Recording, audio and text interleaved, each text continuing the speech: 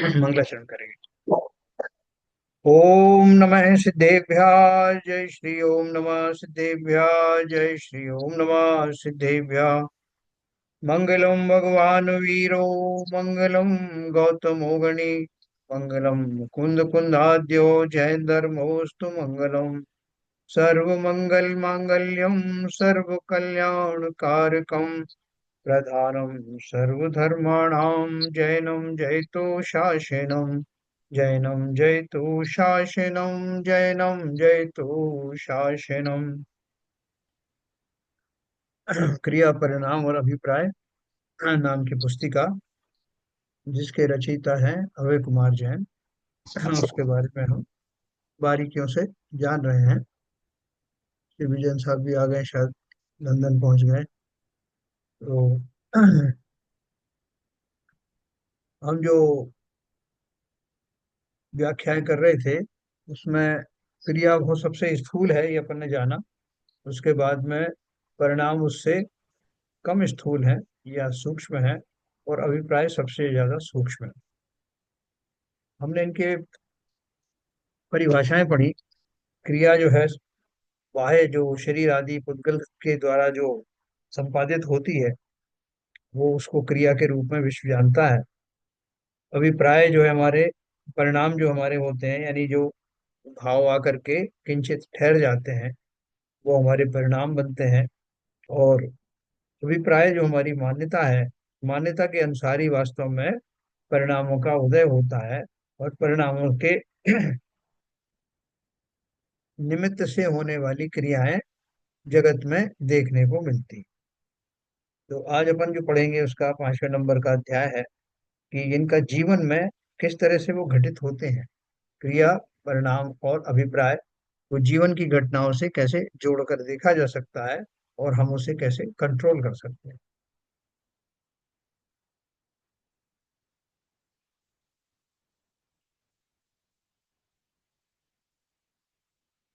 ये है क्रिया, परिणाम और अभिप्राय की परिभाषा। स्वरूप आदि के संबंध में आवश्यक चर्चा करने के उपरांत यह जानना आवश्यक है कि हमारे जीवन में इनका क्या प्रभाव पड़ता है। यदि लौकिक जीवन के संदर्भ में विचार किया जाए तो यह स्पष्ट ही है कि हमारी क्रियाएं ही जगत को प्रभावित करती हैं, तथा हम भी दूसरों की क्रियाओं से प्रभावित होते हैं, है ना। क्योंकि वो क्रियाएं दिखती हैं। परिणाम भी जब तक क्रियाओं में न उतरे, अर्थात क्रियान्वित न हो, तब तक उनका लोक जीवन पर कोई प्रभाव नहीं पड़ता। यानी हमारे परिणाम क्या चल रहे हैं उससे दुनिया को क्या मालूम। उनको वो कोई भी अफेक्टेड नहीं होगा कि हमारे क्या परिणाम चल रहे हैं। लेकिन जब वो क्रिया के रूप में आते हैं, क्रियान्वयन के रूप में आते हैं, एग्जीक्यूशन होता है, तब लोगों को मालूम पड़ता है और तभी उनके ऊपर कोई प्रभाव आता है। यदि किसी व्यक्ति को चोरी करने या किसी की हत्या करने का भाव आए, परंतु वह चोरी या हत्या ना करे, तो उससे किसी दूसरे को कोई फर्क नहीं पड़ेगा। इसलिए लौकिक कानून भी मात्र परिणामों के आधार पर किसी को अपराधी नहीं मानता, है ना। वह तो तभी अपराधी मानता है जब क्रिया में अपराध हो गया हो। इस विषय पर डॉक्टर हुकुमचंद भारेल ने अपनी कृति अहिंसा एक विवेचन में विशेष प्रकाश डाला। परिणामों के समान अभिप्राय भी लोक जीवन पर सीधा प्रभाव नहीं डालता, है ना। तो परिणाम आंतरिक दशाएं है ना। भले ही वो आंतरिक दशा किसी विशेष अभिप्राय के फलस्वरूप विकसित हुए हैं। हमारे अंदर जो परिणाम चलते हैं, उनके पीछे हमारा एक मान्यता होती है, एक उद्देश्य होता है, जिसके कारण उस जाति के परिणाम हमारे निरंतर बनते रहे। और परिणामों के निरंतर बनने के बावजूद भी हम उनको क्रियान्वयन कभी कभी ही कर पाते। तो ये तो इनकी एक श्रृंखला हुई। लेकिन क्या बोल रहे हैं अभिप्राय के बारे में, कि जैसे परिणाम हमारे जो बन रहे हैं आंतरिक मामला है, किसी को क्या पता कि मेरे कैसे परिणाम चल रहे हैं। उसी तरह से मेरा अभिप्राय क्या है, मेरी मान्यताएं क्या है, ये भी जब तक उनका किसी न किसी रूप में क्रियान्वयन ना होगा, तब तक वो जगत को मालूम पड़ता नहीं। तो परिणामों के समान अभिप्राय भी लोक जीवन पर सीधा प्रभाव नहीं डालता, वह भी परिणामों के माध्यम से वाणी में या क्रिया में व्यक्त हो तभी प्रभावित करता। यदि कोई व्यक्ति आपके मकान को अपना मकान मानता रहे परंतु किसी से कुछ कहे नहीं, वह आपके मकान में जाए भी नहीं, तो इससे आपको क्या फर्क पड़ेगा? कुछ भी नहीं। स्त्री पुत्र मकान शरीर आदि को हम अनादि से अपना मान रहे हैं, तो क्या इससे वे सचमुच में हमारे हो गए? है ना? देखो इसी पर्याय में सब छूट जाता ना। जिनको हमने माना वो इसी पर्याय में अवश्य छूट जाएंगे। तो वो सचमुच में हमारे हो गए क्या? नहीं। प्रत्येक द्रव्य अपने क्रमबद्ध परिणामों में स्वाधीन और सहज परिणमन कर रहा है ना। उसका जो परिणमन है, द्रव्य का कैसा परिणमन होता है? द्रव्य के स्वभाव के अनुसार ही उसका परिणमन होता है। जैसा द्रव्य का स्वभाव है, जिस द्रव्य का जैसा स्वभाव है उसका परिणमन वैसा ही। हमारा विपरीत अभिप्राय भी इसी विश्व व्यवस्था के अंतर्गत स्वाधीनता से अपना परिणमन कर रहा है, परंतु उससे विश्व की व्यवस्था पर कोई प्रभाव नहीं पड़ता। हमारी मान्यता खोटी हो, उल्टी हो, विपरीत अभिप्राय हो या सम्यक अभिप्राय हो, इससे जगत को क्या फर्क पड़ता? विसम्यक दृष्टि आदमी यहाँ से निकल के गए साहब तीन, और पीछे से 10 मिथ्या दृष्टि निकल के गए तो गए तो गए। इससे किसी को क्या फर्क पड़ा? इस प्रकार यह स्पष्ट होता है कि लौकिक व्यवस्था पर बाह्य क्रिया का सीधा प्रभाव पड़ता है। बाह्य क्रिया का परिणाम और अभिप्राय जब क्रिया के माध्यम से व्यक्त होते हैं, तभी जगत के जीव उनसे प्रभावित होकर प्रसन्न या अप्रसन्न हो। किसी को क्या मालूम कि हमारे मन में क्या चल रहा है? कि जब वो क्रिया के माध्यम से प्रकट होते हैं, तभी एक तो जगत को मालूम पड़ता है, या जगत तभी उनसे प्रभावित होता है, अफेक्टेड हो। दूसरों की श्रेष्ठता का मूल्यांकन क्रिया से ही करना चाहिए। समाज में यही होता है और यही संभव भी है ना। दूसरों को कैसे जानेंगे कि साहब वो रोज आते हैं और रोज चले जाते हैं, सवेरे आते हैं, अभिषेक करते हैं, अपना प्रक्षाल करते हैं, चले जाते हैं। तो वो उनका स्वभाव भाव कैसा था, स्वभाव तो नहीं पता, हमारी कोई बात होती नहीं उनसे। तो बाकी की क्रियाएं देख करके कुछ तो अंदाज लगेगा, हाँ इतना मालूम है साहब की बड़े श्रद्धा पूर्वक करते हैं वो, और इससे ज्ञात होता है कि वो एक धार्मिक व्यक्ति है। तो जब तक उन्होंने क्रियाएं नहीं करी, तो क्रिया के माध्यम से जितना कुछ हम समझ पाए उतना ही हम अंदाजा लगा सकते हैं। बाकी उनके अंदर में क्या परिणाम चल रहे हैं, किस लिए उन्होंने अभिषेक किया, किस लिए शांति धारा की, उनके मन में क्या चल रहा है, क्या उद्देश्य लेकर आए, हम क्या जाने। तो उन्होंने क्या देखा? दो दो चीजें की कि दूसरे का मूल्यांकन कैसे करना और स्वयं का कैसे। दूसरों की श्रेष्ठता का मूल्यांकन क्रिया से ही करना चाहिए। समाज में यही होता है और यही संभव है, परंतु स्वयं का मूल्यांकन मात्र क्रिया से नहीं, अपितु परिणामों और अभिप्राय से करना चाहिए। क्योंकि स्वयं तो स्वयं ही है ना। अपन दूसरों की बात नहीं जान सकते, लेकिन स्व की तो जान सकते हैं ना, कि मेरे इस समय कौन से परिणाम चल रहे हैं और मेरी मान्यता क्या है ना। अब एक व्यक्ति का परंतु जैसे मैंने बताया कि, हाँ बोलिए। परंतु सर, जब मिथ्या दृष्टि जीव है, हाँ तो मिथ्या के होश मदहोश में उसके अपने अपराध का भी सच्चा स्वरूप नहीं मालूम पड़ेगा, वो कैसे मूल्यांकन करेगा? हाँ, बराबर। तो मूल्यांकन कैसा हो? मूल्यांकन भी गलत सलत हो सकता है ना, गलत और सही हो सकता है। नहीं, वो तो स्वयं गलत का। ही मूल्यांकन करेगा। वो तो हाँ, यही कहेगा कि जो मैं कर रहा हूँ वो सही कर रहा हूँ, क्योंकि इसकी मान्यता ही गलत है, श्रद्धा ही गलत है। बिल्कुल बिल्कुल बिल्कुल। तो वो मूल्यांकन यही करेगा ना, जैसे आपने बोला कि भैया शरीर अलग है, आत्मा अलग है, और हम सब कुछ यही छोड़ के चला जाएंगे। और वो सामने वाला जो सुन रहा है, वो अभी आपको कुछ कह नहीं रहा है, लेकिन उसके मन में ये चल रहा है कि ये खाली फेक थ्योरी बनाते रहते हैं, वो ऐसा कुछ है नहीं, शरीर अलग है, शरीर ही तो मैं हूँ। ये उसका चिंतन चल रहा है, और वो चिंतन उसका जो है वो परमानेंट है, एक मान्यता में है। तो अब वो वहां से भी कभी निकल के जाएगा, तब भी वो यही कहेगा। हो सकता है उस समय कोई कुछ नहीं कहे, लेकिन बाद में किसी ने पूछा, क्यों साहब, वो आप प्रवचन सुन के आए ना, क्या बोल रहे थे वो, कैसे लगे आपको? बोले, प्रवचन में क्या है, कोई भी कुछ बात कह देता है, लेकिन मैं ऐसा नहीं मानता कि शरीर अलग है आत्मा अलग है। शरीर के साथ ही तो आत्मा जुड़ी हुई। तो जब उसकी वाणी में आएगा तब आपको पता लगेगा कि उसके अंदर क्या चल रहा है। लेकिन वो खुद इस बात को जानता है कि मेरी ऐसी मान्यता है कि शरीर और आत्मा एक ही बात है, कोई अलग अलग नहीं। ये मेरी मान्यता है। वो सही गलत नहीं, आपने सही कहा, वो तो उसको सही मान करके ही वो मान्यता उसने बना रखी। नहीं, दूसरी स्थिति ये भी बनेगी सर हाँ। कि वो प्रवचन सुन के आया है, प्रवचन में भी उसको समझ में आने लगा है हाँ। कि जीव और आत्मा अलग अलग हैं। हाँ। परंतु जो गहरी मान्यता उसके उल्टी बैठी हुई है उसके संस्कारों में, वो उसको समझने पे मजबूर ही नहीं करेगी कि मैं ये गलत कर रहा हूँ। हाँ, ये तो मैंने कहा, वो जस्टिफाई करेगा कि जो वो सोच रहा है वही सही है।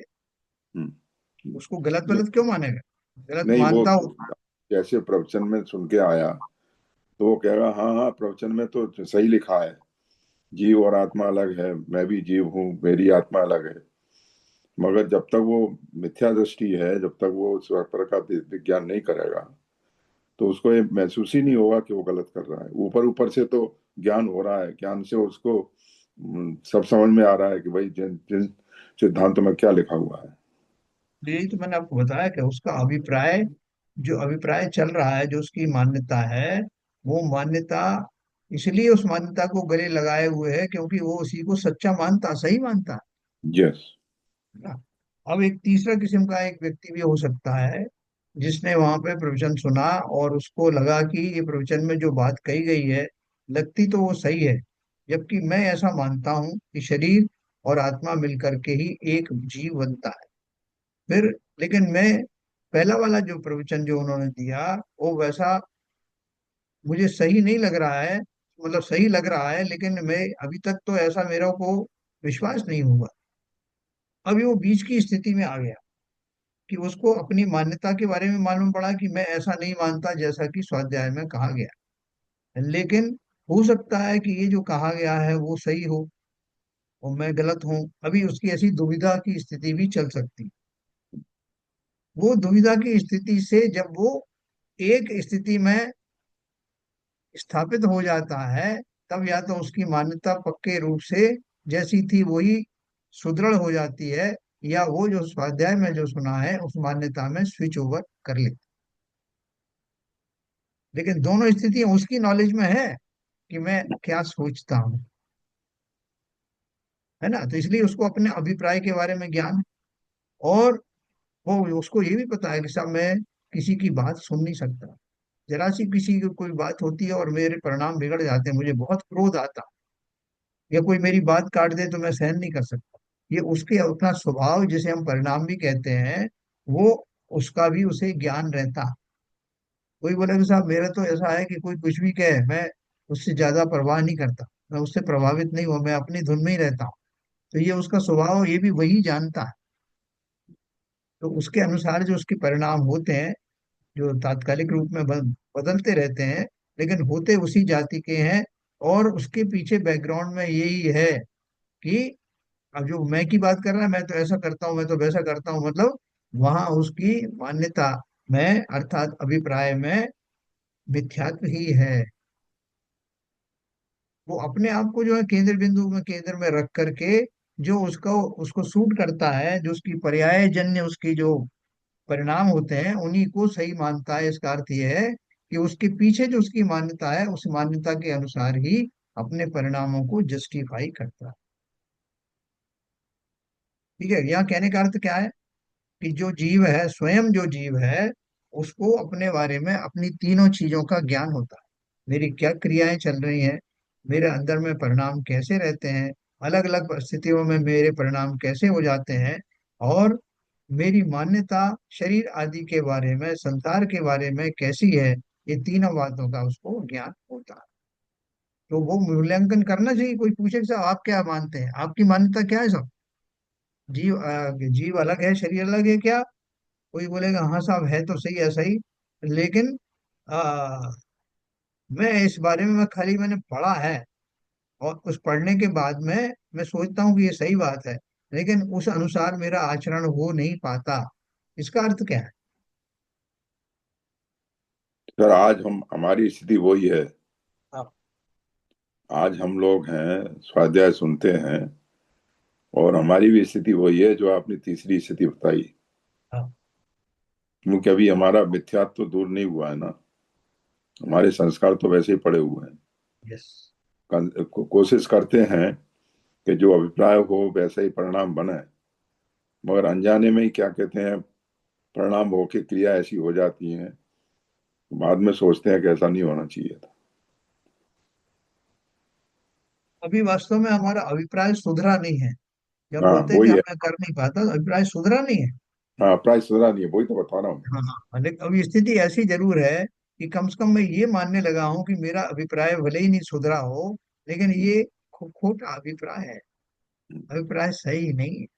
हम्म, तो उसने मान्यता में एक्सेप्ट किया कि मेरा अभिप्राय सही नहीं है, और जो उस अभिप्राय जो सही अभिप्राय है उस तक मैं पहुंच नहीं पाया हूँ, ये उसी ने स्वीकार किया, उसी ने अपना मूल्यांकन किया। बोल रहे थे ना, वो मूल्यांकन कैसे करेगा? हम्म, स्वयं का मूल्यांकन मात्र क्रिया से नहीं, अपितु परिणामों और अभिप्राय से करना चाहिए। और उस व्यक्ति को ये समझ में आ गया कि यार बात तो ये है कि मैं वास्तव में मेरा तेरा बहुत करता था, लेकिन जो प्रवचन में सुना है बात मुझे वही सही लगती है। मेरी मान्यता तो अभी वैसी ही है। ये कौन है जो व्यक्ति है? ये सम्यक सन्मुख व्यक्ति लगभग होने वाला है, उसकी मान्यता ऐसी है। जब उसके अंदर ऐसे भाव आएंगे तो आज नहीं तो कल अपने अभिप्राय को अवश्य सुधार लेगा। अभी प्रमादवश या ज्यादा अभी उसको बहुत गहरी आस्था नहीं हुई है, इसलिए भले ही वो थोड़ा सा डामाडोल स्थिति में है, लेकिन कालांतर में वो इस बात को अगर मान गया कि मेरा जो मान्यता है, अभिप्राय है, वो है गलत, और मुझे एक दिन सम्यक करना चाहिए, तो ये ही मूल मंत्र उसकी जीवन बदल कर रख देगा। इसलिए अपना मूल्यांकन करते रहना तीनों चीजों से। कि क्रिया गलत हो गई तो भाई चलो कोई बात नहीं है, लेकिन और मुझे ग्रोथ क्रोध आदि भी कभी कभी आ जाता है, तो ये भी कोई बात नहीं, लेकिन मेरी मान्यता ही गलत है साहब। इसलिए देखो आगे अपन चल के पढ़ेंगे कि ये अभिप्राय की भूल के कारण ही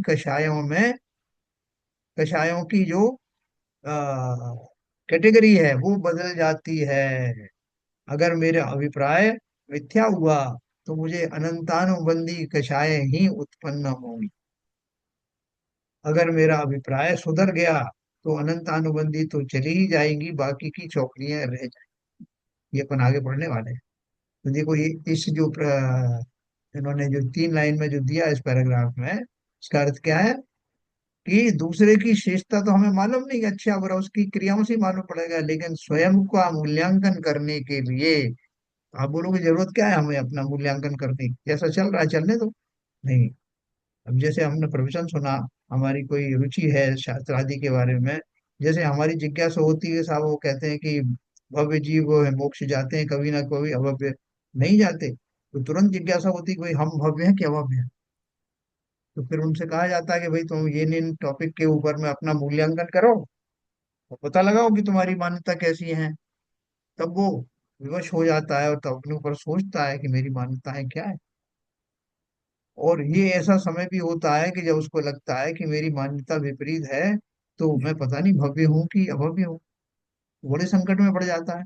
लेकिन जिसे बहुत ज्यादा रुचि है ये जानने के लिए कि वो भव्य है कि अभव्य है, वो फिर बहुत गहराई में जाएगा कि मेरे वर्तमान परिणाम तो ऐसे है नहीं, मेरी मान्यताएं भी अभी ऐसी ही हैं, तो मैं भव्य हूँ कि अभव्य हूँ। फिर वो इधर उधर जाएगा, पूछेगा, करेगा, और उससे उन लक्षणों को प्राप्त करेगा, उनका पता लगाएगा, जिससे ये सिद्ध हो जाए कि मैं भले ही अभी इस पर्याय में मेरा अभिप्राय थोड़ा स्थिर नहीं है, लेकिन मैं हूँ भव्य। उसको देख करके उसकी भव्यता जो है प्रकट होगी धीरे धीरे। जैसे वो है ना अपना भावमंडल, तीर्थंकर का जो पीछे जो भावमंडल लगाया है उसमें अपने 3 भाव दिखाई देते। तो 3 भाव दिखाई देने में जो उसको पुराना जो भव है वो याद आता है कि मैं क्या था, वर्तमान में क्या हूँ और आगे क्या बनने वाला। तो कई बार जो है उसका जो आने वाला जो भव है, वो भव इन दो भवों को देख करके उसका निमित्त निमित्त दशा मिल जाती है उसको। कैसे मिल जाती है? जैसे महावीर स्वामी के जीव को उन्होंने बोल दिया था आदिनाथ भगवान ने कि ये 24वां तीर्थंकर। तो वो उनको बहुत गुस्सा आया इस बात से कि पहले तीर्थंकर और 24वें तीर्थंकर के बीच में तो असंख्यात वर्षों का भेद है, कितना काल पड़ा हुआ। और इतने दिन तक मैं जो मुनि होने के बाद भी मुझे इतना समय लगेगा। तो उनके अहम जो है वो आहत हुआ, और वही सारे निमित्त बने उनके भावों में जो उन्हें 24वें भाव तक ले गया। अब इसमें एक प्रश्न उठता है हाँ। कि मारीच के जीव ने जब संवसरण में था, हाँ। तो आदिनाथ भगवान का जो भावमंडल था, तो उसको भावमंडल में अपना उसका भविष्य का काल का वो दिखा नहीं कि मैं क्या होने वाला हूँ। हाँ हालांकि तो आदिनाथ दिखा। भगवान ने बोला था कि आपको 24वें तीर्थंकर बनेंगे। हाँ। तो उसमें तो भूत, वर्तमान और भविष्य तीनों काल उसको दिखे होंगे उनके भावमंडल में। हाँ। तो जो उनका भविष्य का जो था ना, अगला भाव दिखाई देता है। अगले से बहुत सारे आगे का नहीं, अच्छा तुरंत अच्छा। आगे आगे वाली परियां, हाँ तुरंत आगे वाली परियां। अच्छा अच्छा अच्छा। तो वो उसका निमित्त बन जाता है। अब के कोई जीव को दिखाई दिया कि मैं अगले भाव में देव बनने वाला हूँ, तो उसको हाँ। अभी से उमंग चालू हो जाएगी, उसको करे मुझे देव बनना है, मैं देव बनूंगा। तो उसकी जो वृत्तियां सुधरने लगती हैं, वो वृत्तियां निमित्त बन जाती हैं उसकी, उस देखने से उसको, क्योंकि बनना उसको वही है। ऐसा है। तो यहाँ अपन क्या बात कर रहे हैं कि ये जो अपना स्वयं का जो मूल्यांकन उन्होंने बुलाया है कि हर एक जीव को अपने स्वयं के बारे में तीनों बातें जानना चाहिए कि मेरी क्रियाएं कैसी हो रही, क्या ये सम्यक है, क्रियाएं ठीक है क्या, मेरे कैसे भाव आते हैं। मैं किसी को भी देखता हूँ तो मैं विकारी भाव आ जाते हैं। मुझे जरा कोई ऊंच नीच कह देता है तो मुझे वो शत्रु दिखाई देने लगता है। और मेरी मान्यता ये है कि जिससे भी लेना है बदला अभी ले लो, आगे का क्या पता। ये मेरी मान्यता है। तो अगर मैं बिल्कुल हार्ड कोर हूं, तो मैं इस चिंतन को, उसके एनालिसिस भी नहीं करूंगा। जैसा हूं सा मैं तो हूं, ऐसा ही हूं। इसका मतलब उसकी क्या काल अवधि आने वाली है कि वो सुधरने वाला नहीं। लेकिन जो जीव थोड़ा बीच की स्थिति वाला है, जिसको अपना अभिप्राय मालूम होने के बाद उसे ठीक करने का भाव आता है, उसका कल्याण हो जाएगा। है ना? अपन उसकी चिंता क्यों करें जो हार्डकोर है, उसकी वो जाने। अपन तो अपनी जानो कि मुझे अपनी स्थिति को सुधारने के लिए अपनी क्रियाएं, अपने परिणाम और अपनी मान्यता के प्रति निरंतर सजग रहना है। और अगर मेरी मान्यता खोटी है, तो उस खोटी मान्यता को उस देशना के आधार पर खोटा जान करके सम्यक बनाने का प्रयत्न करना चाहिए। है ना? ये सब पुस्तक का यही एक उद्देश्य है। यदि कोई व्यक्ति मान प्रतिष्ठा के लिए या किसी पद की प्राप्ति के लिए अथवा टैक्स आदि बचाने के लिए किसी संस्था को दान देता है, तो उसके ऐसे परिणामों का फल तो उस व्यक्ति को ही मिलेगा। संस्था को तो दान ही मिला, और इससे उसकी गतिविधियों का प्रचार प्रसार ही होगा। उसने किस उद्देश्य की प्राप्ति के लिए दान दिया है, इसका संस्था पर कोई प्रभाव नहीं पड़ता। संस्था तो उसके दान के प्रति कृतज्ञता ही व्यक्त करे। है? किसी ने इनकम टैक्स बचाने के लिए दिया, किसी ने इसलिए दिया कि भैया मुझे लोगों को समाज में बताना है कि मैं कितना बड़ा दानवीर हूँ, इसलिए दिया। और किसी ने इसलिए दिया कि उससे दान का जो फल मिलता है उसे मिलेगा। तो वो किसी भी भाव से दिया हो, लेकिन संस्था को क्या फर्क पड़ा, उसे तो माल आया सीधा। तो इसलिए बोला, यद्यपि परिणाम और अभिप्राय लौकिक व्यवस्था को सीधा प्रभावित नहीं करते, तथापि सुख दुख बंध मोक्ष आदि तो इन्हीं पर निर्भर करते हैं। देखो, मैं जो आपसे इतने दिन से कह रहा था कि जो मेरा जो बंध है वो किनसे होता है मुख्य तौर पर। है ना? अभी अपन को और बहुत सारी चीजें मिलेंगी इसमें। यद्यपि परिणाम और अभिप्राय लौकिक व्यवस्था को सीधा प्रभावित नहीं करते, तथापि सुख दुख, बंध मोक्ष आदि तो इन्हीं पर निर्भर करते हैं। प्रथम अध्याय में यह स्पष्ट भी किया गया है कि हमें दुखों से मुक्त होने के लिए क्रिया, परिणाम और अभिप्राय का स्वरूप समझना, अतः बंध मार्ग और मोक्ष मार्ग पर इनका क्या प्रभाव पड़ता है, इस तथ्य की मीमांसा करना आवश्यक है। कि हम विषय से भटके नहीं, हमारा उद्देश्य क्या है, वो अब इधर उधर की बात करके हम अपने काम की बात करेंगे। काम की बात क्या है कि बंध मार्ग और मोक्ष मार्ग जो है, दो ही मार्ग है। तो उन मार्गों पर जाने में परिणाम और अभिप्राय की भूमिका क्या है। तो देखो, उन्होंने साथ में क्रिया का भी बताया, क्रिया का प्रभाव क्या है। जी, पारमार्थिक दृष्टि से देखा जाए तो बाह्य क्रिया से बंध, मोक्ष, सुख दुख आदि कभी भी नहीं होते। अर्थात जीव के लिए बाह्य क्रिया का फल शून्य है, अकिंचित कर है।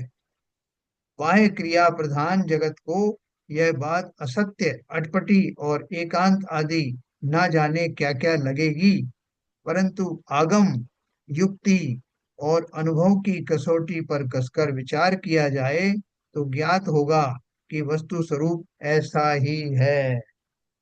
हैं? बोले हमको तो ये पता ही नहीं था साहब, हम तो वहां पे एक लोटा हमारा खत्म हो जाता था अभिषेक का, हमको पंचों ने बोला था कि भाई ये जो लुटिया है इतना ही करोगे बस, चल और नहीं लो। तो हम क्या करते साहब, उन आंख बचा के थोड़ा सा दूसरा कलश उठा लेते। ये दो कलश से करेंगे ना साहब तो अलग ही कर्मों की निर्जरा अलग ही होगी। और बल्कि मैं तो क्या करता हूँ, मैं छोटे बड़े दो तीन तरह के रखे रहते हैं, उसमें चुन करके बड़ा वाला लेता हूँ। और एक बार शांति धारा होने के बाद जब वो जो लोग रह जाते हैं ना, उनके साथ भी शामिल हो जाते हैं। लोगों को क्या पता था, वो तो हो, हमें तो अपना मोक्ष जाना है ना। इसलिए अब मैं तो दो दो लोटों से करता हूँ।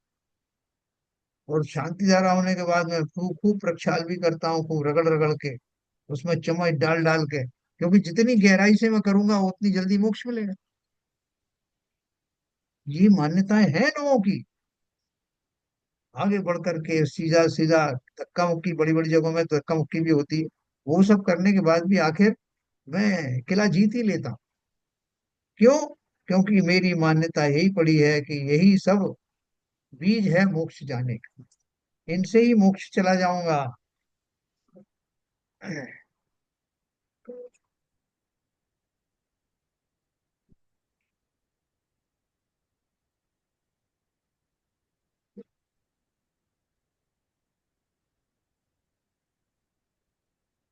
अरे किसका था, चलो।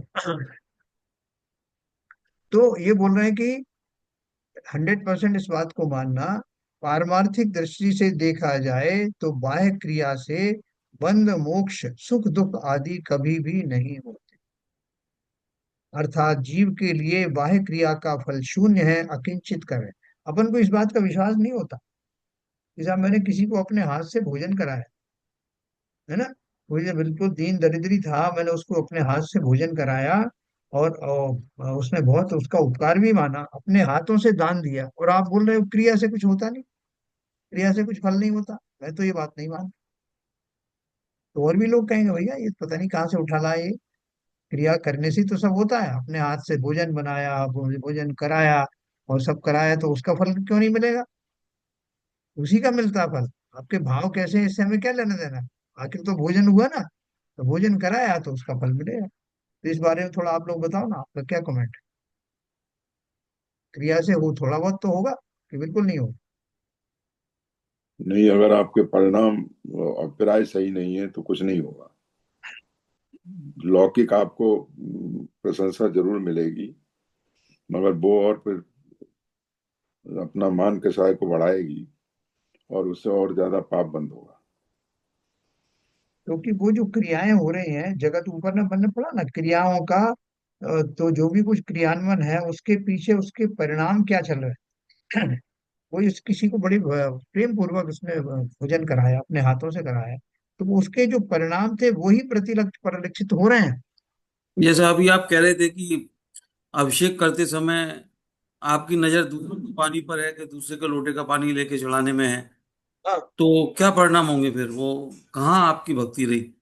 तो मतलब वो तो पाप कर्म में बदल हो गया, जो पुण्य कर्म होना था वो पाप कर्म में हो गया। बिल्कुल सही है सर।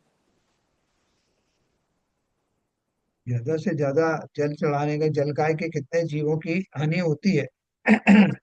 तो थोड़ा बहुत तो किंचित चलो ठीक है कि उसमें, क्योंकि बनिए है ना, तो बनिए फायदा नुकसान दोनों देखते हैं, कि उन भावों की तुलना में किंचित थोड़ी बहुत जीव हिंसा होती है तो गृहस्थों को वो होता है, वो थोड़ा दोष भी लगता है। लेकिन उसमें से आप हिंसा को ज्यादा बढ़ा दें और भाव उतने प्रबल हो नहीं, तो पाप का ही बंद हो। यह भी यही है कि जब मैं किसी को प्रेम पूर्वक भोजन करा रहा था, मेरे अंदर में बहुत आह्लाद आ रहा था, हर्ष आ रहा था, तो वो वास्तव में वो कहते ना, आ, दान कैसे, दान दे ये मन हर्ष विषेक है। तो हर्ष विशेष का आया अर्थ का अर्थ क्या है कि परिणाम वैसे हो गए, इसलिए उसका फल मिलता, क्रियाओं का फल नहीं मिलता। कि मन में तो सोच रहे कहाँ से आ गए ये, मैं तो सोच रहा था आज कोई नहीं आएगा, दो दो टूट पड़े, अब इनको भोजन कराओ। तो दिखाने के लिए तो करा रहा हूँ, कोई कैमरे से फोटो भी खींच रहे हैं लोग, हाँ साहब अच्छे आ गए, आप लीजिए साहब भोजन करिए।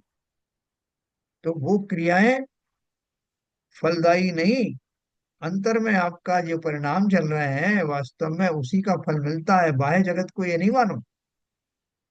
लेकिन जो कर्म सिद्धांत है उसकी बात है। तो इसलिए पारमार्थिक दृष्टि से देखा जाए तो बाह्य क्रिया से बंध मोक्ष सुख दुख आदि कभी भी नहीं। ये किस लिए कही गई ये बात?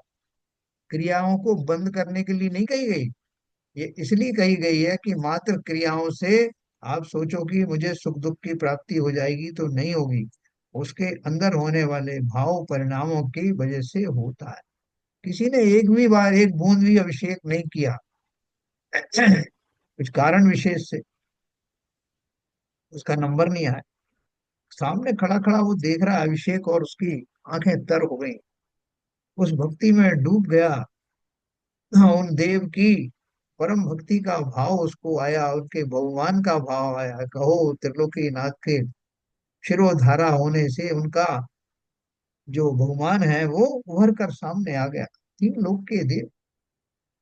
और उसको बंद इतना सातिशय पुण्य बंद हुआ जितना वो धारा छोड़ने वालों को भी नहीं हुआ। तो इसका कारण क्या है? इससे सिद्ध होता है कि वो क्रियाएं वास्तव में उस अभीष्ट फल को नहीं दिलाती, उसके अंदर आंतरिक परिणाम, वो भाव, वही वास्तव में शुभ बंध के कारण। तो बाह्य क्रिया प्रधान जगत को यह बात असत्य, अटपटी और एकांत आदि ना जाने क्या क्या लगेगी। अगर आपको ये बात पक्का पता लग गई तो ये जुना लोगों को धक्का मुक्की करना, लोगों की जो मायाचारी होती है कि मैं किसी तरह से इससे कलश ले लूं, या आज फला दिन है, अष्टमी है, आज का मुझे मिल जाए, आज उसका लिस्ट में से हटाकर इसका नाम लिख दूं, या उसके नाम की जो कोई आया है जो कर नहीं पा रहा है मैं कर लूं। ये सारी जो हम अनर्गल चेष्टाएं हैं, ये इनसे हम पीछा छुड़ा लेंगे अगर हमें ये मालूम पड़े कि इन खोटी क्रियाओं से या क्रियाओं से किसी तरह का सुखद बंध पुण्य आदि का नहीं होता। तो ये एक, तो ये इसलिए उन्होंने ये बात कही। तो ये उसका एक उदाहरण दिया।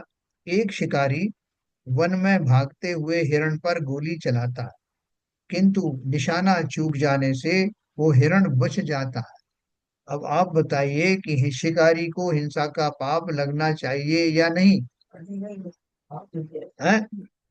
कोई भी समझदार व्यक्ति यही कहेगा कि उसे हिंसा का पाप अवश्य लगना चाहिए।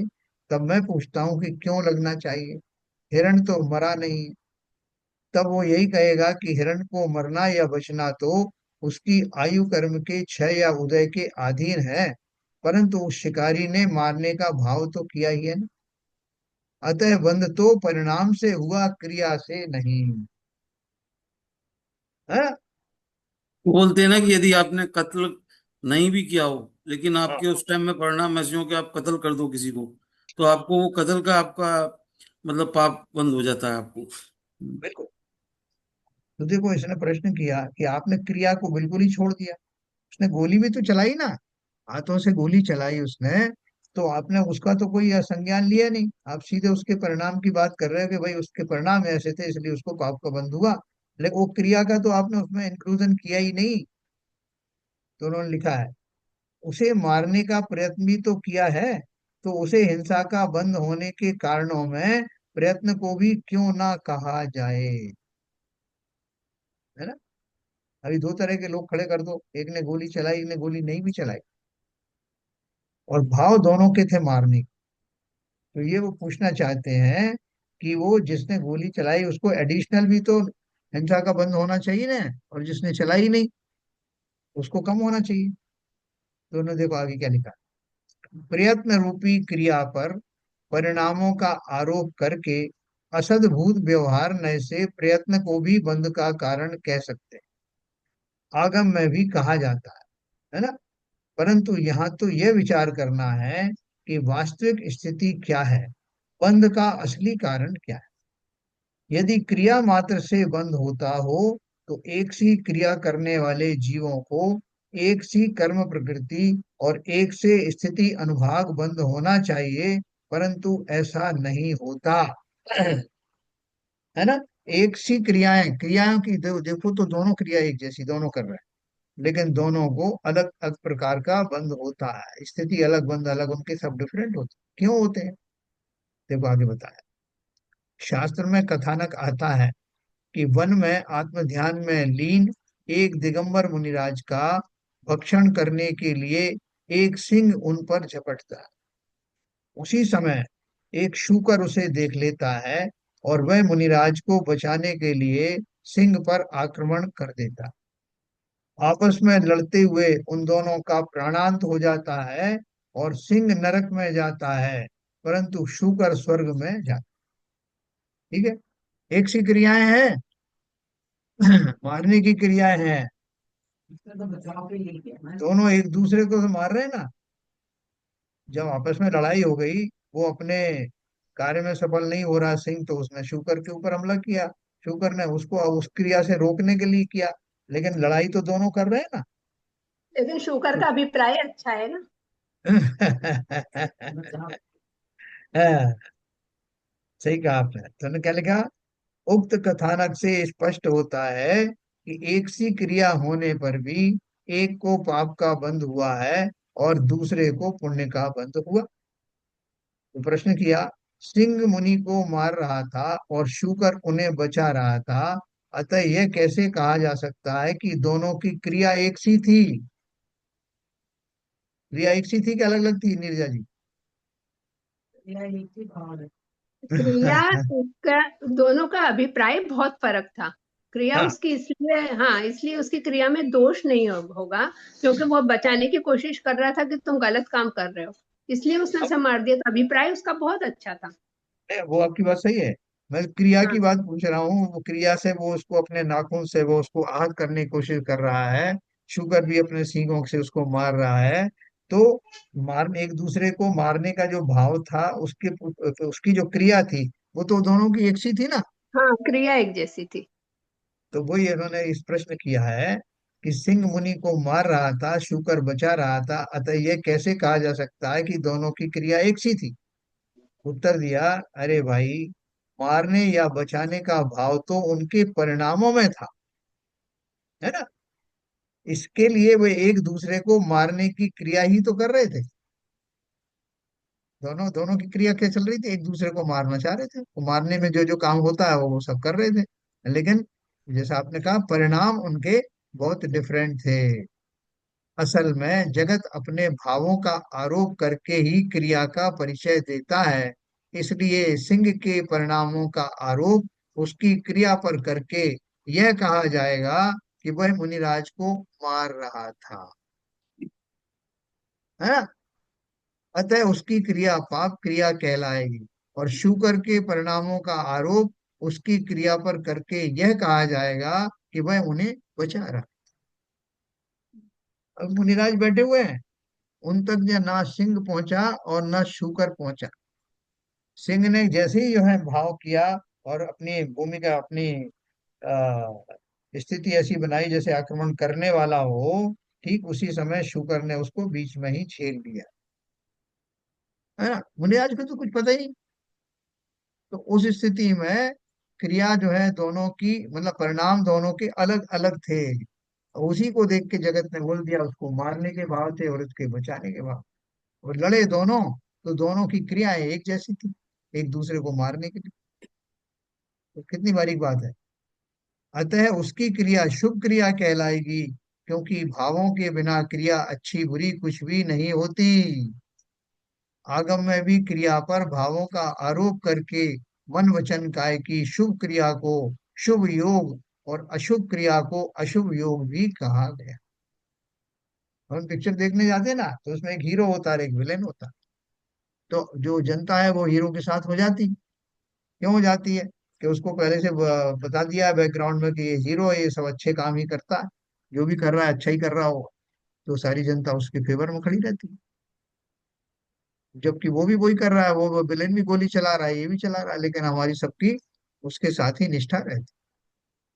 तो यहाँ वही कहा कि आगम में भी क्रिया पर भावों का आरोप करके मन वचन काय की शुभ क्रिया को शुभ योग और अशुभ क्रिया को अशुभ योग भी कहा गया है।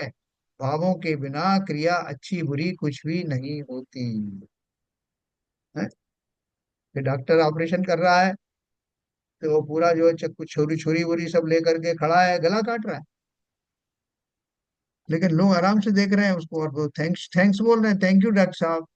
अरे गला काटा है उसने तुम्हारे स्वजन का, तो उसे क्यों थैंक्स दे रहे हो? वो मर भी गया, फिर भी आप जो है कुछ नहीं बोल रहे हो। बोले भैया, ये जो है मारने के भाव नहीं थे उसके, तो बचाने के भाव। तो क्रिया तो एक सी कर रहा था ना, वो एक जो अपराधी था वो भी गला काट रहा था, लेकिन उसके भावों में इसके भाव में फर्क था, परिणामों में बहुत अंतर था। तो उक्त क्रिया और परिणाम के साथ उन दोनों के अभिप्राय में क्या था? देखो उन्होंने एक प्रश्न और पूछा। उक्त क्रिया और परिणाम के साथ अभिप्राय भी तो बताओ, उन दोनों के अभिप्राय में क्या था? इसी घटना के माध्यम से अपन उसके अभिप्राय की चर्चा करेंगे। देखो उत्तर दिया, सिंह तो अज्ञानी ही था, क्योंकि यदि वह ज्ञानी होता तो उसे मुनिराज पर उपसर्ग करने का भाव ही ना आता, है ना। उसके अभिप्राय में यही अज्ञान मिथ्यात्व था कि मैं सिंह हूं। देखना अब इसमें एनालाइज करना, इसमें गलत मान्यता की बातें क्या क्या है। बोल रहे हैं उसके अभिप्राय में यही अज्ञान मिथ्या था कि मैं सिंह हूँ। क्या हूं मैं? सिंह हूँ। यह व्यक्ति मेरा भोजन है, मैं अपने पराक्रम से इसे मारकर खा सकता हूँ, मैं इसे खाऊंगा तो सुखी हो जाऊंगा।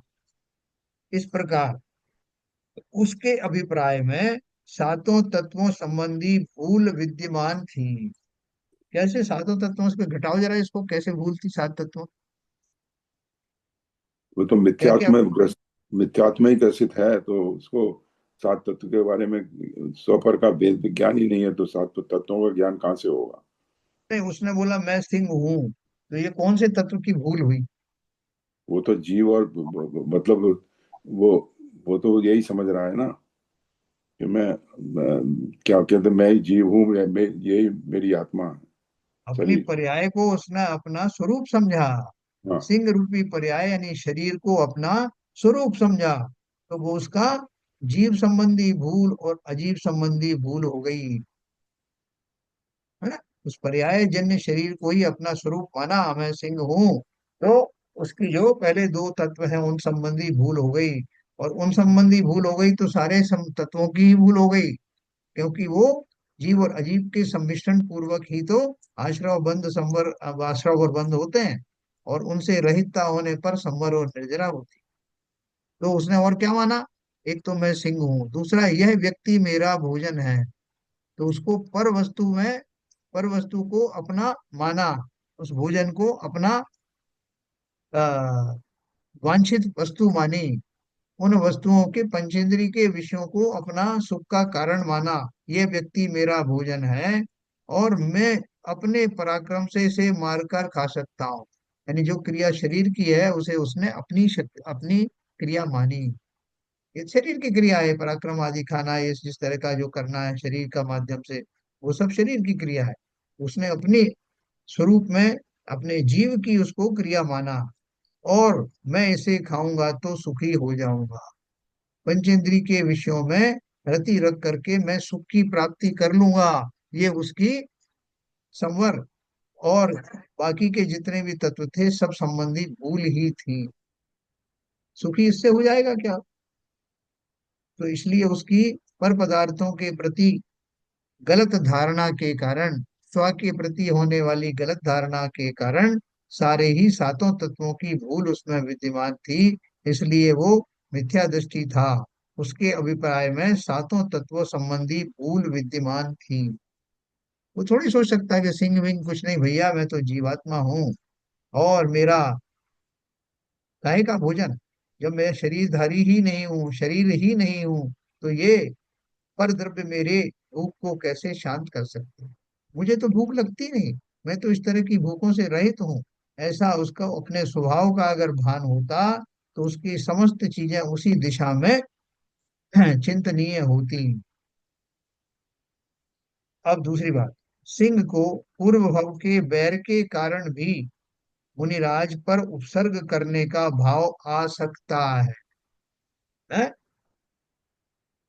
और क्या कारण हो सकता है उसके बैर का? एक तो ये उसने भोजन समझ करके उन पर आक्रमण किया, दूसरा पूर्व भव के बैर के कारण भी मुनिराज पर उपसर्ग करने का भाव आ सकता है।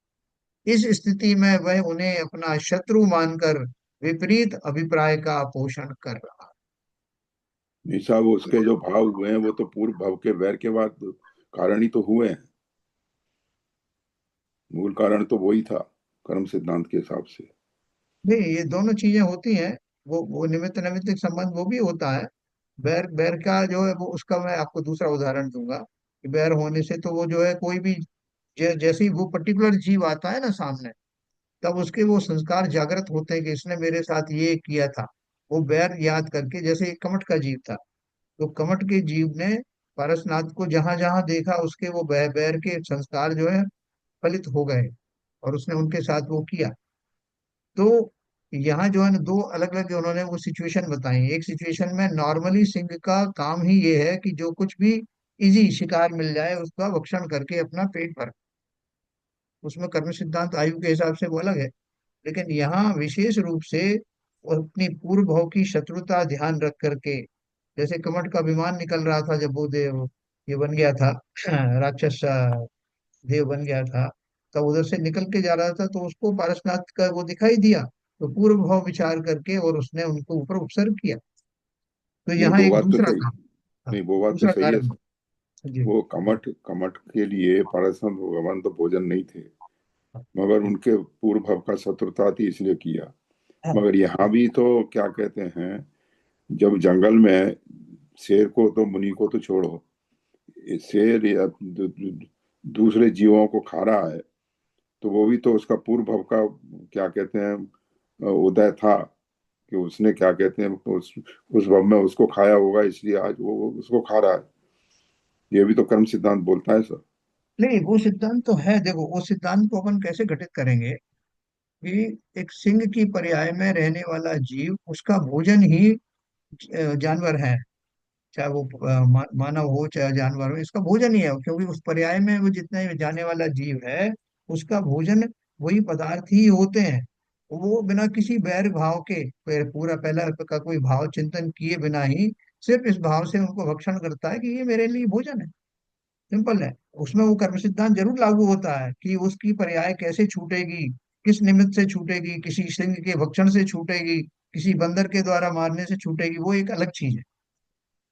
तो और जहाँ टारगेटेड होता है कि पिछले भव का आपको संस्कार याद आ करके, जैसे मैंने आपको याद दिलाया था ना, किसी ने सिंह को गुफा में घास फूस लगा के आग लगा करके मार दिया था, वो उसके संस्कार वश जब वो किसान के रूप में आया, तो उसने उन मुनिराज को अपने कहना ना मानने के कारण उसी पूर्वक से उनको मारा। उसके मन में भाव आया कि एकदम ये कि मेरा शत्रु था। तो वो एक कैटेगरिकली है, इसलिए उन्होंने दोनों हाँ बदले की बात, तो ये दो कैटेगरी अलग अलग बताई है। उसमें भी नहीं कर्म तो सिद्धांत तो है। इसमें इसमें इसमें अंतर क्या हुआ? दोनों में कर्म सिद्धांत तो लागू हुआ ही ना सर। नहीं नहीं, कर्म सिद्धांत तो लागू हुआ है, लेकिन यहाँ जो विशेष जो है पूर्व भाव विचार करके शत्रु मान करके भक्षण करना, और एक जितनी वस्तुएं कोई भी आ जाए, मुझे इससे नहीं किसी पर्टिकुलर आदमी को ही ये जीव को खाना है, जो सामने आ जाए जो इजी प्रे बन जाएगा मैं उसे खा लूंगा, मुझे भूख मिटानी है, उसको विशेष बैर के भाव से नहीं। बदले की भावना है ना। और लेकिन वो जो व्यक्ति है, अब आप कर्म सिद्धांत घटाएंगे तो कैसे घटाएंगे, कि उस व्यक्ति, मैंने आपको बताया ना, उस व्यक्ति का मरण तो होना ही है, हर एक का, हर एक जीव का मरण होना है। मरण में जो निमित्त बने, वो निमित्त जो है उसमें उसका कारण कहा जाता है, उसकी आयु का जाने का कारण कहा जाता है। लेकिन वहाँ कैटेगरिकली किसी जीव के प्रति वैर भाव था ऐसा नहीं। वो अपने अपने कर्मों के हिसाब से उनकी आयु किस तरह से जानी वो अलग बात। लेकिन यहाँ तो टारगेटेड है कि मुझे इससे बदला लेना है। जैसे सुकमाल मुनि थे ना, उन्होंने अपने भाभी को लात मारी थी, ये जो पूर्व भाव में, तो वो विचार करके वो आए, उनके खून को देख देख करके वो वहीं पहुंच गई, और सियालनी बनी थी, उन्होंने उनके शरीर को खाना शुरू कर दिया, उसी पैर को खाया जिससे कभी उन्होंने उसको प्रताड़ना की थी। तो ये होता है टारगेटेड बैर। तो इसलिए अभी वो दूसरी कैटेगरी के बारे में बात कर रहे हैं, कि ये पूर्व भाव के बैर के कारण भी मुनिराज पर उपसर्ग करने का भाव आ सकता है। इस स्थिति में भी वह उन्हें अपना शत्रु मानकर विपरीत अभिप्राय का पोषण कर रहा। ठीक है। ये जो ऊपर में आपने जो बात करी ना, कि जो उन्होंने सिंह के ऊपर उनके ऊपर आक्रमण किया, लेकिन उन्होंने कैटेगरी थोड़ी बदल दी उसमें, कि उस सिंह ने उन पर आक्रमण इसलिए नहीं किया कि उसको पूर्व भाव में वो उनका शत्रु नजर आया, बल्कि इसलिए कि उसका स्वभाव ही था कि उसमें जंगल में रहने वाले जितने भी जीव हैं, जो भी उसको मिल जाए इसीलिए उसको आक्रमण करता है और खा जाता है। वहां कोई कैटेगरी विशेष नहीं है कि ये मेरा शत्रु था इसलिए खा रहा हूँ। और यहाँ वो, हाँ बोलिए। नहीं सर, ये थोड़ा सा मतलब कहने का इसका तरीका थोड़ा सा अलग है, लेकिन अल्टीमेटली तो बात एक ही है ना, जैसे सीबी जान साहब भी बोल रहे हैं। क्योंकि अगर कोई जीव को ये पता है कि ये मेरा शत्रु था, फिर तो वो बहुत ज्ञानी हो गया। मतलब उसको पिछले भाव का भी याद है, उससे पिछले भाव का भी याद है कि अच्छा, मैं पिछले भाव में इस तरह का जीव था और ये उस तरह का जीव था, इसने मेरे साथ ऐसा किया था। इतना थोड़ी ना उसको नॉलेज होगा। उसको तो अचानक से बस ये भाव आया कि भाई मुझे इसको मारना है। अब वो क्यों आया, वो तो उसको इतना नॉलेज थोड़ी ना, उतना याद थोड़ी ना रहा होगा। हाँ, अचानक से आके वो उसको मार रहा है, लेकिन उस वो इसलिए मार मार रहा है क्योंकि दोनों की पर्याय इस तरह से बनी एक दूसरे के प्रति। लेकिन उसको इतना नॉलेज थोड़ी ना रहा होगा कि ये मेरा शत्रु था, इसने मेरे साथ ऐसा किया था। फिर तो वो बहुत ज्ञानी हो गया, उसको पिछले भाव का भी ज्ञान है। संघी पंचेंद्री जीव था सिंह, है ना। जितने भी जीव जिनको जाति स्मरण होता है, वो संघी पंचेंद्री जीव होते हैं, उनको इतना ज्ञान अवश्य होता है। जाति स्मरण किसे कहते हैं, जिन्हें अपने जस्ट पहले वाले पूर्व भाव के संस्कार जागृत होते हैं, और उस समय उनको कहते हैं आंख में खून उतर आया देखते ही, उनको एकदम शत्रुता, भले ही उसको वो भी याद ना आए कि इसमें को ये मेरा भाभी थी, ये क्या था, ये मेरा वो तेवर था, ये क्या था, ये नहीं, लेकिन उसको ये जरूर आए ये मेरा अनिष्ट कार्य करता था। और कुछ कुछ उसे याद भी रहता है कि इसने लात मारी थी, इसने ये किया था, उस टाइम संकल्प भी ले लेता कि तेरे इसी पैर को मैं खाऊं। ये संस्कारों में रहता है। वो नहीं, ये बात कु आपकी अवधि सही ज्ञानी है। होते हैं, एक मिनट, वो जो नारकी होते हैं वो कु अवधि ज्ञानी होते हैं, उनको तो वैसे ही ध्यान रहता है। और मनुष्यों में भी या संगी पंचेंद्रिय जीवों में इस तरह का एक पर्याय संबंधी, पिछली पर्याय में वो क्या थे, वो उनको जाति स्मरण हो जाए, बहुत ज्ञानी नहीं की ये जरूरत नहीं है। बोलिए। नहीं, ये बात सही है कि उनको क्या कहते हैं, वही तो कर्म सिद्धांत है। ये उनको ध्यान नहीं होगा कि मेरी भाभी थी या ये कौन था उस जन्म में, उसने मैं ऐसा किया था। मगर उस तरह के कर्मों का उदय होता है जिससे उसको सामने ही दिखता है कि ये मेरे खाने लायक है। जब शेर जंगल में प्रचरण कर रहा है, जब भूख लग रही है, तो वो उसी जीव को टारगेट बनाता है जो पिछले बम में उसने उसको टारगेट बनाया था। नहीं, वो तो बहुत भाई, सारे जीव होते हैं ना जंगल में, उस पर्याय में कितने जीवों को खाता है। वो तो है, वही तो कह रहा हूँ, बहुत सारे जीव होते हैं।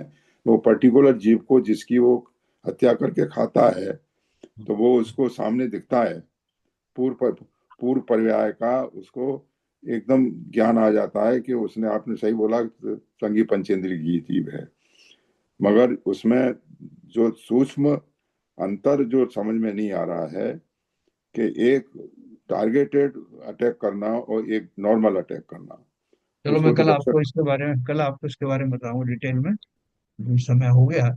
और ये तो बहुत शास्त्र सम्मत ये उदाहरण है, और इसका अपन को एक्सप्लेनेशन आराम से मिल जाएगा। कल अपन हाँ, इसकी बात करते हैं। ये थोड़ा सूक्ष्म अंतर समझ में नहीं आ रहा है नहीं बार बार, बिल्कुल, मैं इसलिए मैं कह रहा कल हूँ आपको जरा बताऊंगा। थोड़ा इसको अच्छा थोड़ा अच्छा। करिए। अच्छा अच्छा अच्छा। चलिए बढ़िया, आज हमारी स्ट्रेंथ थोड़ी अच्छी हो गई। 11 लोग हो गए। तो अभी आप कहाँ, लंदन में है? हाँ साहब, मैं आ गया सुबह, यहाँ पर 7 बजे फ्लाइट आ गई थी, घर पे पहुंच गया था 10 बजे। और इस समय जब अपना प्रवचन शुरू हुआ तो 2:30 बज रहे हैं, यहाँ पर 2:30 बज रहे थे, अब 3:30 हो गए।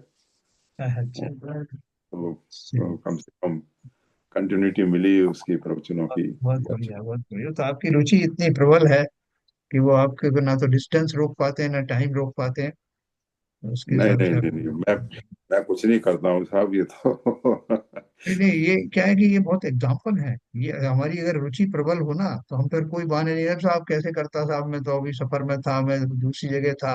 लेकिन जो रुचि हमारी है ना, वो इन बाधाओं को पार आराम से करा लेती है। ये साधारण बात नहीं है। हाँ, अपन बहुत सारे बहाने बना देते साहब, अब मैं सफर में था, अभी ये सुनूं कि मैं अपना देखूं कि मुझे नींद लेना था तो मुझे ये करना था। ये बहुत हमारे भव्यता का ही सूचक है। चलिए, समय हो गया। कल अपन इसकी चर्चा और करेंगे। और संजय प्रकाश जी, जिनवाणी स्थिति का।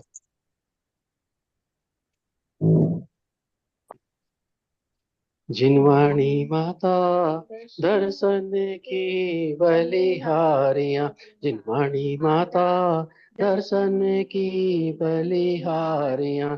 देवी अरिहंत मनाओ, गणधर जी को ध्याओ, कुंद कुंद आचार्य हमारे, तिनको शीस नवाओ रे। जिनवाणी माता दर्शन की बलिहारियां, योनि 1,84 माही घोर महादुख पायो, ऐसी महिमा सुनकर माता शरण तुम्हारी आयो रे। जिनवाणी माता दर्शन की बलिहारियां, जाने था को शरणो लीनो, अष्ट कर्म छय कीनो, जन्म मरण मिटा के माता मोक्ष महापद दीनो रे। जिनवाणी माता दर्शन की बलिहारियां, ठाणे श्रावक अरज करत है जिनवाणी माता, द्वादशांग 14 पूरब का कर दो हमको ज्ञाता रे। जिनवाणी माता दर्शन की बलिहारियां, जिनवाणी माता दर्शन की बलिहारियां। जिनवाणी माता की जय। जय। साधु सर।